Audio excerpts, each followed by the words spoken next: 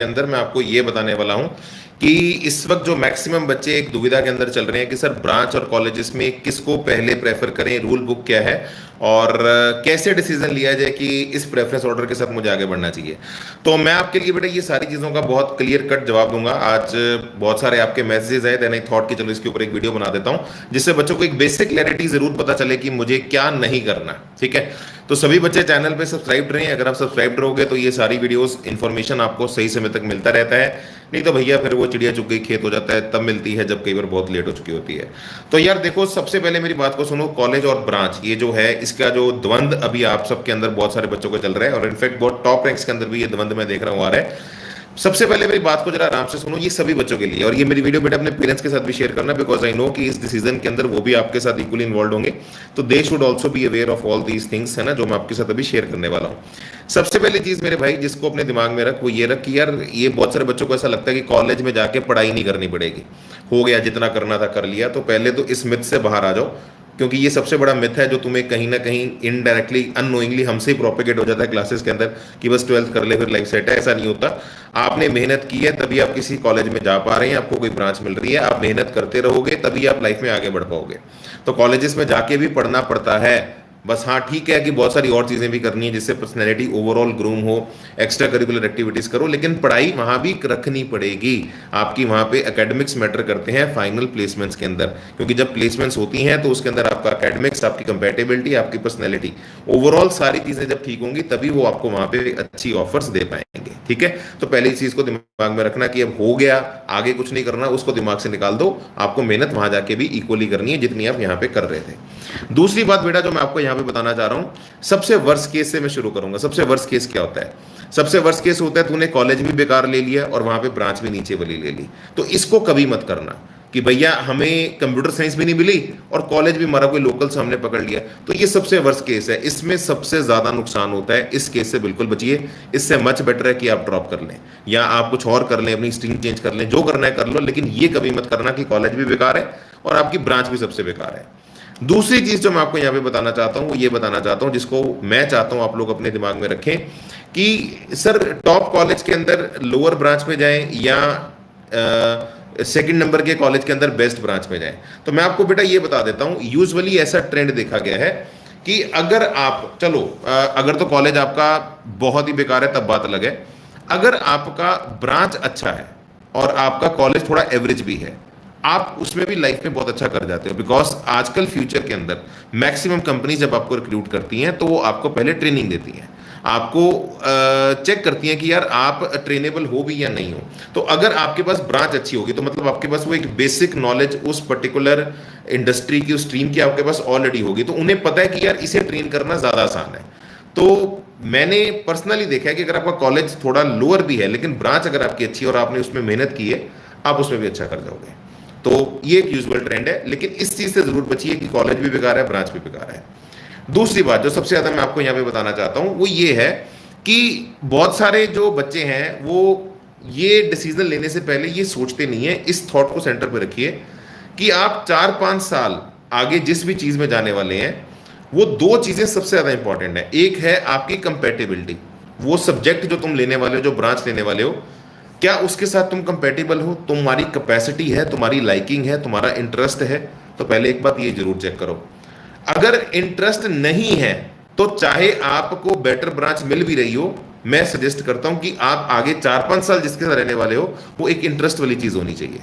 अगर आप न्यूट्रल हैं कि सर मेरा कोई ऐसा इंटरेस्ट ऐसा नहीं पता कि मुझे यही करना है, बट ऐसा मुझे कोई रिपल्शन भी नहीं है, तो उस केस में फिर आप लोगों को कंप्यूटर साइंस ब्रांच में जाना चाहिए। तो ये बात जरूर दिमाग के अंदर रखिएगा कि आपकी लाइकिंग कंपेटेबिलिटी भी एक इंपॉर्टेंट पॉइंट है। और दूसरी बात बेटा, अच्छा कॉलेज हमेशा आपको अच्छा एक्सपोजर देता है।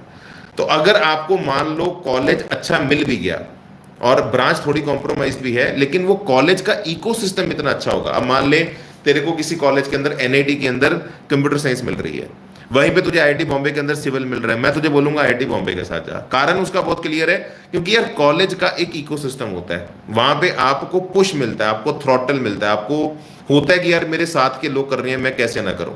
मैं आपको यहां तक बता देता हूं, मैं अभी चंडीगढ़ में रहता हूं, जब मैं बेंगलोर जाता हूं वहां सभी लोग भाग रहे हैं, सभी लोग काम कर रहे हैं। इकोसिस्टम ही ऐसा है कि भैया करना है, क्रिएट करना है, ये करना है, वो करना है, तो आपका जो इकोसिस्टम है, जो सराउंडिंग्स है, आप उसी का एवरेज बन के लाइफ में आगे बढ़ोगे।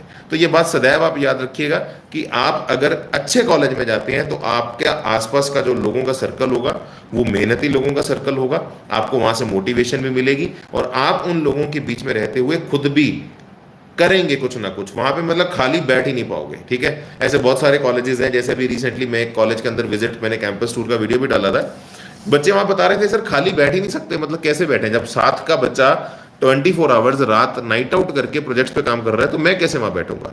तो यूजुअली याद रखिए, आप जो भी डिसीजन लेंगे, दो चीजें आपको दिमाग में रखनी है, एक अच्छे लोग और एक आपकी कंपेटेबिलिटी। आप इन दोनों का एक ओवरलैप निकालें जहां पे लोग भी अच्छे मिले और दूसरा मैं सब्जेक्ट के साथ कंपेटेबल भी हूं, तो जहां पे आपको ये कुछ कुछ चीजें दोनों का मिश्रण मिल जाए वो आपके लिए सबसे बढ़िया डिसीजन रहेगा। ठीक है जी। और तीसरी चीज जो मैं सब बच्चों को यहां पे बताना चाहता हूं, दिमाग में ये बात रखिए, आप एक लोअर कॉलेज में अच्छी ब्रांच में जा रहे हैं, आप अच्छा कर लेंगे लाइफ में, और अगर आप टॉप कॉलेज के अंदर लोअर ब्रांच में जा रहे हैं, मैं पर्सनली प्रेफर करता हूं कॉलेज का टैग इंपॉर्टेंट है। अगर आप आईआईटीज और एनआईटीज में कंपेयर करें तो गो फॉर आईआईटी, बट अगर आपको मल्टीपल आईआईटीज में ऑप्शन मिल रही है तो आप आईआईटी से सीएस करो, वो ज़्यादा बेटर है रादर देन आईआईटी बॉम्बे के अंदर किसी और ब्रांच में जाओ, आप इस बात को समझिए। लेकिन अगर हमारा जो है डिस्कशन एक आईआईटी में है और एक एवरेज कॉलेज में है, तो आपको हमेशा कॉलेज को प्रेफर करना चाहिए, जो मैंने आपको जस्ट 1 मिनट पहले ये बात बोली। और मैंने ये हमेशा बात देखी है, लोअर कॉलेज में टॉप ब्रांच और टॉप कॉलेज के अंदर का लोअर ब्रांच भी है, ये दोनों तरह के बच्चे लाइफ में अच्छा कर जाते हैं, इसमें कोई प्रॉब्लम इवेंचुअली आती नहीं है अगर वो अपनी मेहनत को करते रहें। तीसरी चीज तो सबको बताना चाहता हूं, अगर आप अपने कॉलेज में कहीं पर भी हैं, चाहे टॉप ब्रांच में हैं, चाहे आप कॉलेज अच्छा है, ब्रांच में कॉम्प्रोमाइजेशन है, एक बात जरूर याद रखिए कि आप अगर वहां के अपनी ब्रांच के अंदर टॉप 20% में आते हैं तो आप अच्छे पैकेजेस प्लेसमेंट्स क्रैक कर ही लेंगे। This is very very sure बेटा।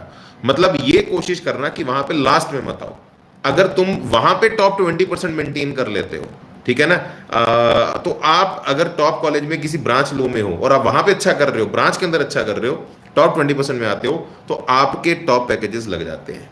तीसरी चीज जो सबको मैं बताना चाहता हूं, ये तो होगी चलो सारी ओवरऑल बातें जिससे आपको डिसीजन लेने में विनय सर हेल्प कर पाए, मेरी तरफ से जो सारी आपको एक इनिशियल गाइडेंस है, इसके ऊपर एक और डिटेल सेशन आपके लिए मैं जल्द लेके आऊंगा। चैनल पे सब बच्चे सब्सक्राइब रहिएगा ताकि आपको वो सारा इन्फॉर्मेशन कंटेंट मिल जाए।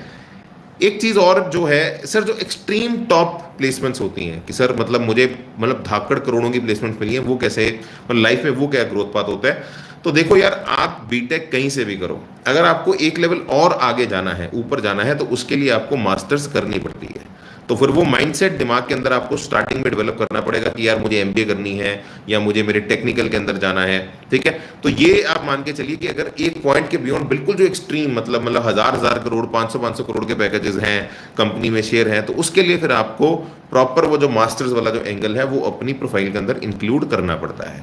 तो ये मत सोचना कि 12th के बाद निकलते ही पढ़ाई खत्म, तुम्हें कॉलेज के अंदर भी मेहनत करनी पड़ेगी, पढ़ना पड़ेगा, और आगे चल के भी तुम्हें अपनी जो एकेडमिक लड़ाई है वो कंटिन्यू रखनी पड़ेगी, तभी आप एक पूरा लंबे स्पेक्ट्रम की और एक टॉप स्पेक्ट्रम की गेम को खेल पाओगे। ठीक है, तो this was guys a quick video from my side. एक छोटा सा वीडियो मैंने बनाया है आप लोगों को यहाँ पे गाइड करने के लिए। आई थॉट बहुत सारे बच्चों की क्वेरीज आ रही हैं, एक इनिशियल एड्रेस कर देते हैं। कमेंट्स में अपनी क्वेरीज कुछ और भी हो मुझे जरूर बताइएगा, and do like and share this video so that this helps lot of other students who are struggling to take the decisions by बहुत सारे बच्चों का जो भी डाउट्स आ रहे हैं, तो एटलीस्ट उनको ये वीडियो के माध्यम से जरूर हेल्प मिले। ठीक है, तो चलिए बहुत बहुत धन्यवाद, thank you so much, God bless you and stay subscribe on the channel. कोई और अगर तुम्हारी क्वेरी है कमेंट्स में लिखो, अगर सपोर्ट आता है तो मैं उसके ऊपर भी एक वीडियो जरूर बना के दूंगा तुम्हें बेटा। ठीक है, और आगे तुम्हें कॉलेजेस के ऊपर काउंसलिंग गाइडेंस पूरा आगे ये लंबी गेम चलती रहेगी, तो we will be in touch for a longer duration of time जब तक तुम अपने कॉलेजेस में ना जाओ।